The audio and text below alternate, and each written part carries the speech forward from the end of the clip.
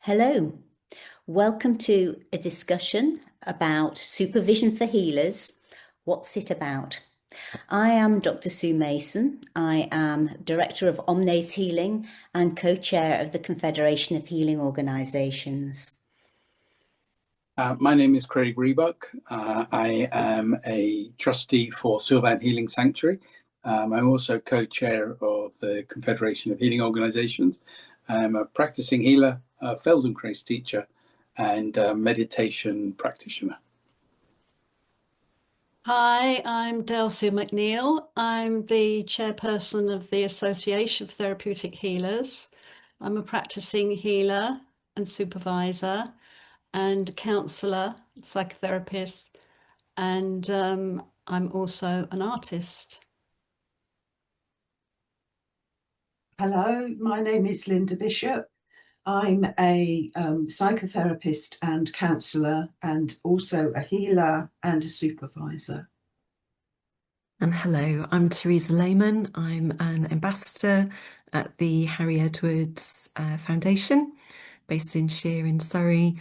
I'm a healer and also a coach supervisor, working with individuals and groups. Okay, thank you everybody. So what is supervision? I'll kick that off if I may.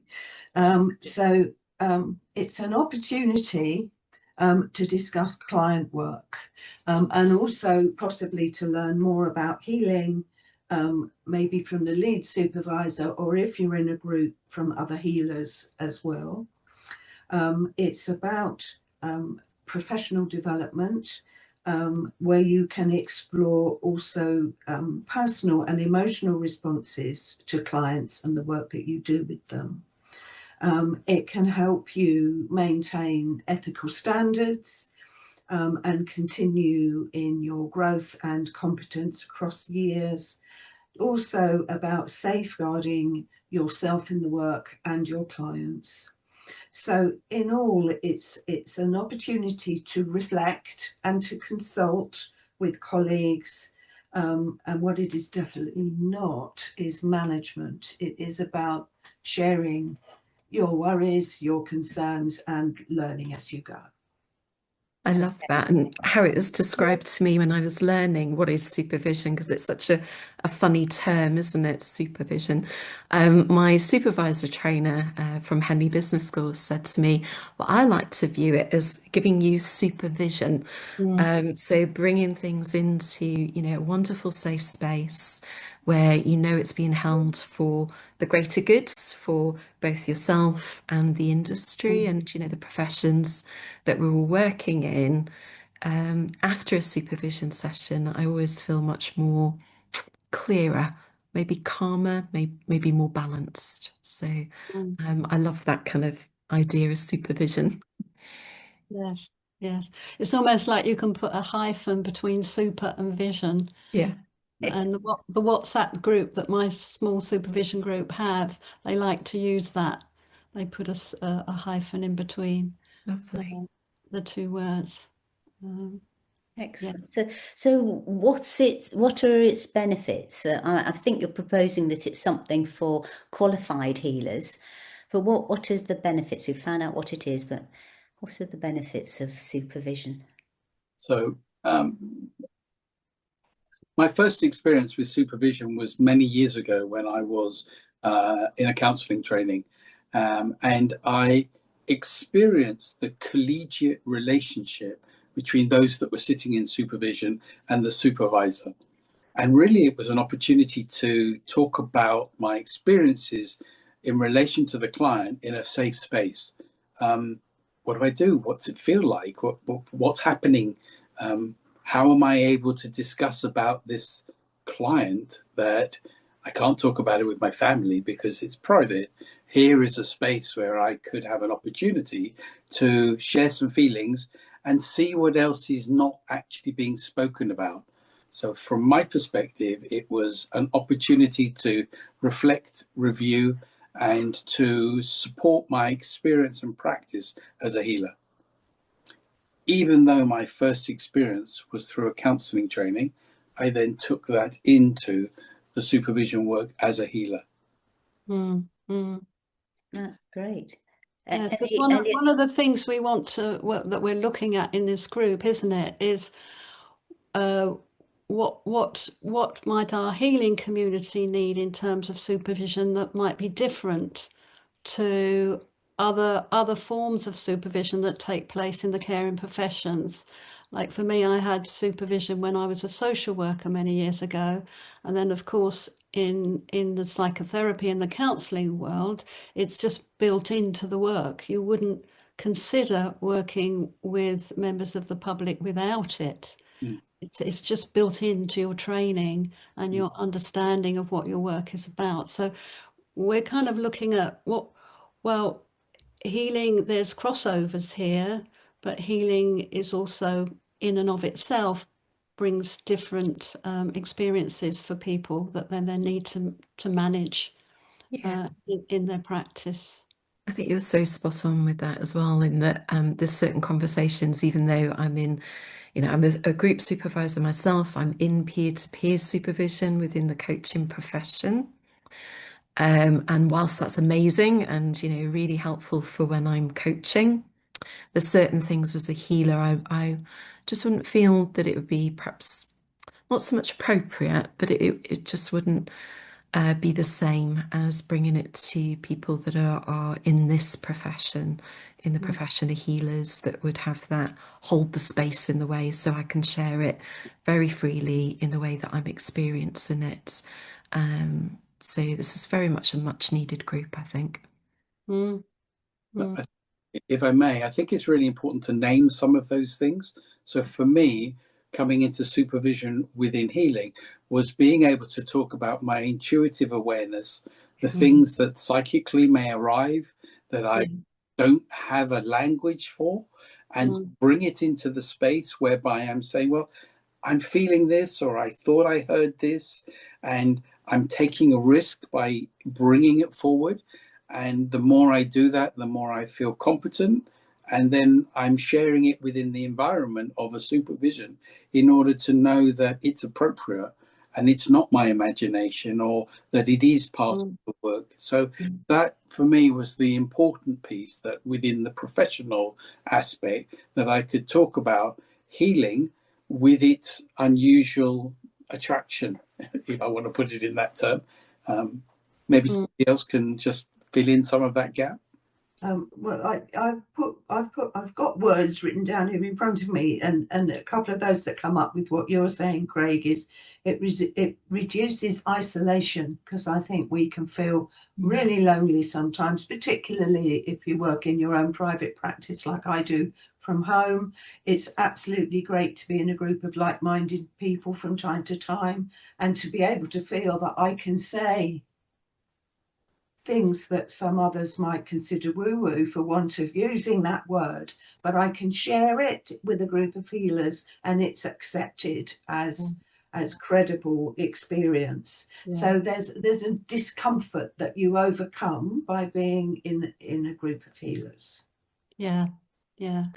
And saying in a group, a lot of what we do with supervision is in groups, but it can also be on a one-to-one basis as well.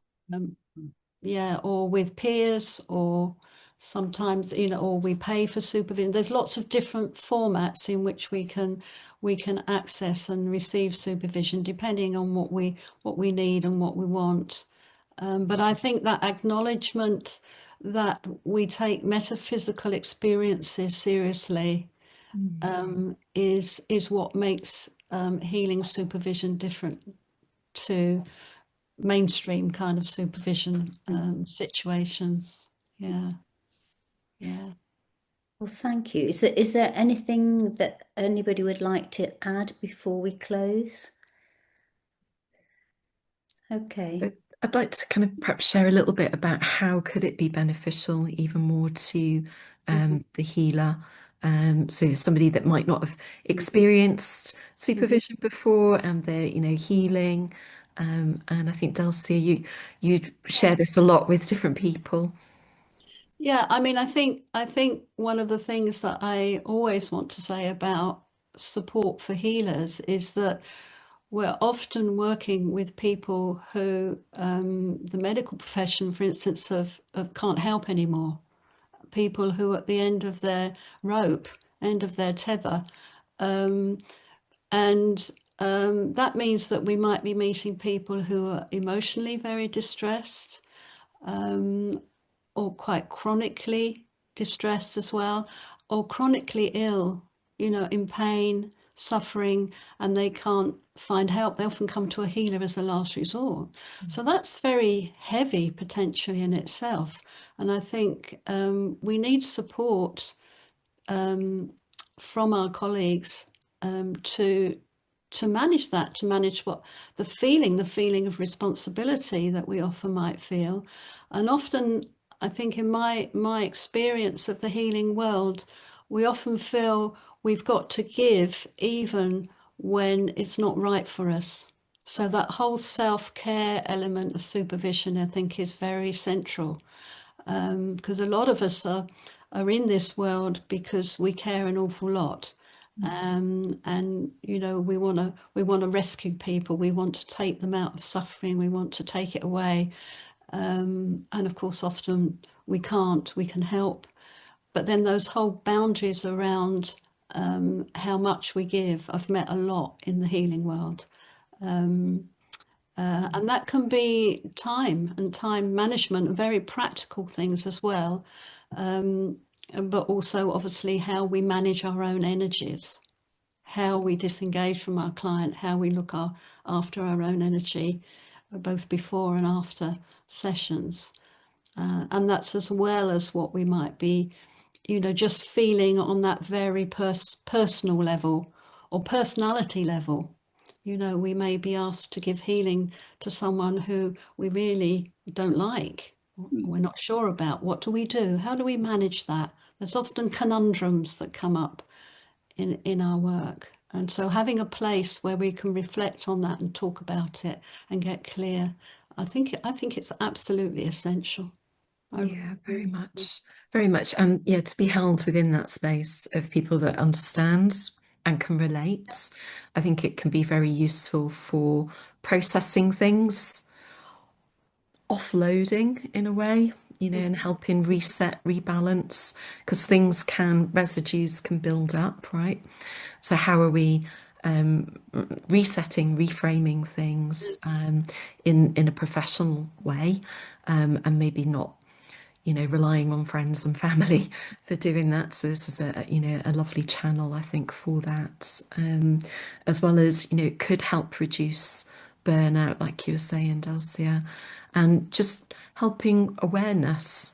So what is needed, what are we learning and growing as healers through our experiences too, and maybe seeing things taking a moment to reflect and step out of the day to day and look at it from a different perspective can all help with that processing, integration, resetting, rebalancing, all those fine words. One other example that I've just, sorry, one No, I other was going to example say, that I've just, Linda, yeah. thank you. One other example that I've just thought of that can raise all sorts of difficulties with people trying to work through something on their own is if a client comes to you and presents a difficulty that you've gone through yourself. And so it can immediately, and particularly if it was recent for you, then it can be sometimes really, really difficult to stay in an empathic state when your own stuff comes up.